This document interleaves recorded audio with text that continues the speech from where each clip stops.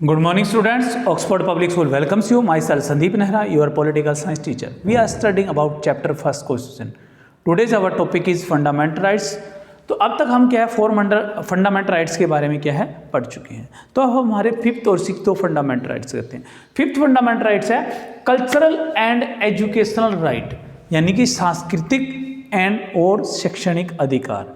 कुछ क्या है, कई बार मिस्टेक कर देते हैं, एग्जाम में पूछा जाता है कि जो एजुकेशन राइट टू एजुकेशन है वो कौन से आर्टिकल में है, तो बच्चे क्या है इसको लिख देते हैं क्योंकि ये डायरेक्ट है दिया गया कल्चरल एंड एजुकेशनल राइट्स। ये क्या है, एजुकेशन राइट नहीं है, एजुकेशनल राइट है। Cultural and education, right to education जो है, राइट टू एजुकेशन वो आपको पहले करवा चुके, वो 21A के अंदर है जो 2002 के अंदर क्या है अमेंडमेंट करके क्या है 93, उसके बाद क्या है हमारे फंडामेंटल राइट्स में डाला गया। ये अलग से नहीं है, ये 21 का ही क्या है एक पार्ट है, उसके 21A पार्ट के अंदर दिया गया है। तो ये कल्चरल एंड एजुकेशनल राइट्स है जो हमें आर्टिकल क्या है किस में दिया गया है 29 और 30 के अंदर प्रोवाइड किया गया।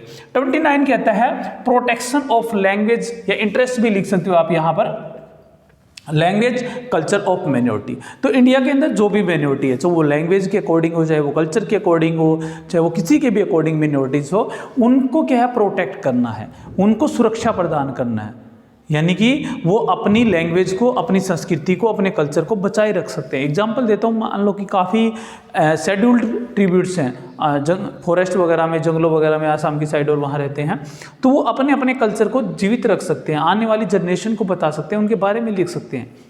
ठीक है, तो इसके लिए सबको अपना कल्चर और सबको अपनी लैंग्वेज क्या है प्रोटेक्ट करने का राइट है। सरकार किसी की लैंग्वेज को ज़बरदस्ती नहीं छीन सकती, ना उसके कल्चर को ख़त्म कर सकती है। नेक्स्ट है आर्टिकल 30, हमें क्या कहता है, right of minority to establish educational institute, यानी कोई भी मिनोरिटी जो लैंग्वेज के अकॉर्डिंग मिनोरिटी है, कल्चर के अकॉर्डिंग मिनोरिटी, किसी भी तरीके से मिनोरिटी है, वो अपने कल्चर को बढ़ाने के लिए, अपनी लैंग्वेज को बढ़ाने के लिए एजुकेशनल इंस्टीट्यूट ओपन कर सकता है, उनको मैनेज कर सकता है।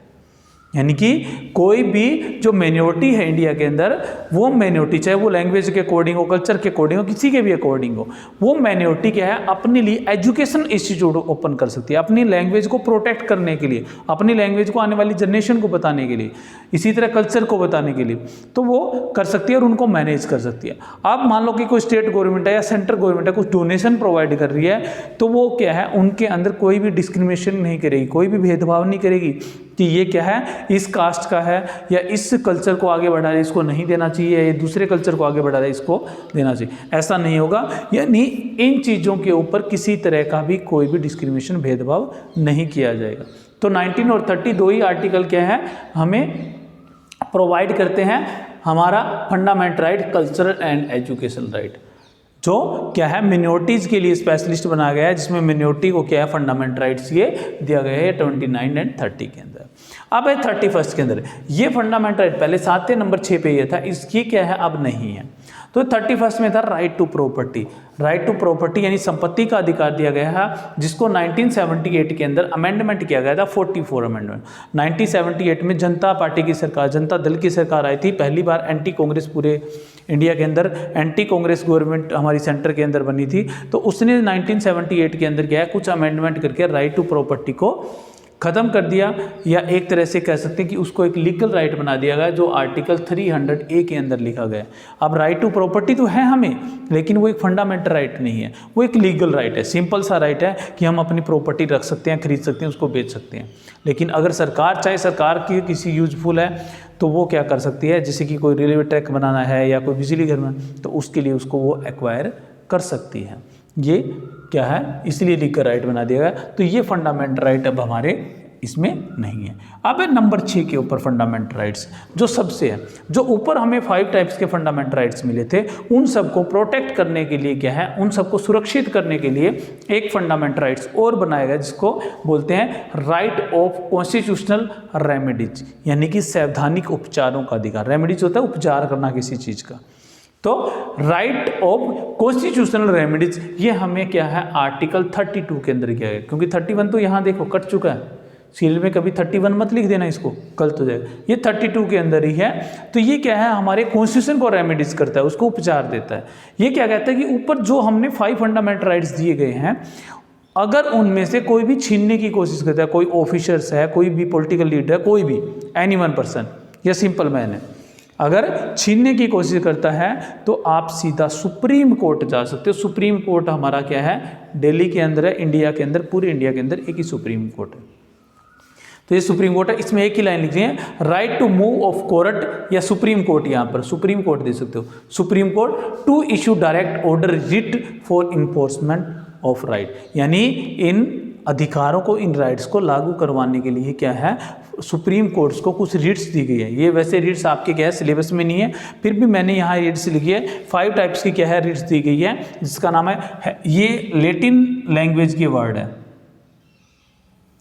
ये जो वर्ड है लेटिन लैंग्वेज की है, क्योंकि पॉलिटिकल साइंस में मैक्सिमम वर्ड है जो ग्रीक और लेटिन लैंग्वेज से लिखने हैं। तो इनका मीनिंग भी बताया। हैबियस कॉर्पस रिट दी गई है, जिसका मतलब है लेट्स अस द बॉडी, यानी जो ह्यूमन बीइंग है जिसको आपने अरेस्ट किया है उसकी बॉडी हमारे सामने लेकर के आइए, ये रिट उसके पास है, यानी उसके फंडामेंटल राइट्स को बचाने के लिए। दूसरा है मैडामस, ये बोलता है मैडामस है वी कमांड, यानी हम आदेश देते हैं। सुप्रीम कोर्ट किसी भी ऑफिसर्स को, चाहे पुलिस का या किसी भी है, या अपने उसके नीचे जो कोर्ट्स आती है उनको ऑर्डर दे सकता है कि आप हमारे आदेश का पालन कीजिए, या जो भी है उसको मतलब ट्रांसफ़र भी कर सकते हैं दूसरे किसी कोर्ट में, लोकल कोर्ट में भी, हाई कोर्ट में भी, किसी में। प्रोहिबिशन का मतलब पाबंदी लगाना, ये उनको रोक भी सकती है कुछ भी करने से। अगर किसी के फंडामेंटल राइट्स को छीन रहा हो तो सुप्रीम कोर्ट क्या है, सीधा उसको बोल सकती है कि आप इसको बंद कर दीजिए। और नेक्स्ट है क्वी वेरेंटो। क्वी वेरेंटो क्या है, टू राइट, हमें प्रोवाइड करता है राइट, किसके लिए, मतलब किस अधिकार से आपने, बताता है कि ऑफिसर से पूछने के लिए है कि आपने किस राइट के अकॉर्डिंग क्या इसको अरेस्ट किया है, किससे इसका फंडामेंटल राइट्स को छीना है या कैसे भी है। और नेक्स्ट है सर्टेरियो। सर्टेरियो कहता है टू गिव इन्फॉर्मेशन, सूचना मांग सकता है उनसे कि आपने किस इन्फॉर्मेशन या किस ट्रांसफर के तहत उसको अरेस्ट किया, उसके बारे में डिटेल दीजिए, उसने क्या क्या क्राइम किया, सारी रिपोर्ट उससे क्या गैदरिंग कर सकते हैं। तो ये 5 टाइप्स की क्या है, रिट या ऑर्डर उसको के पास क्या है, सुप्रीम कोर्ट के पास होते हैं।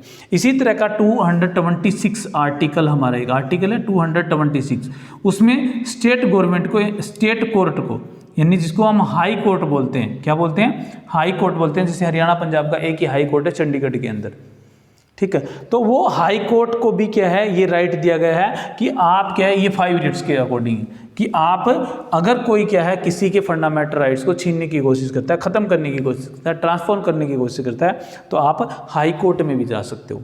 तो ये आर्टिकल 32 के सुप्रीम कोर्ट में भेजता है, और 226 जो आर्टिकल है वो हाई कोर्ट में भेजता है, स्टेट की जो हाई कोर्ट होती है।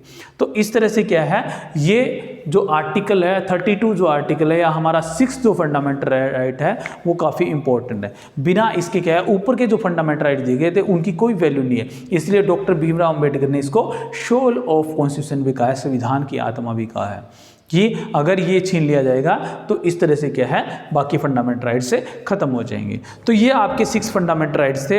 इसमें आपको क्रिटिसाइज भी बताया, यानी कुछ इनके ऊपर पाबंदियां भी है, वो साथ के साथ बताई है।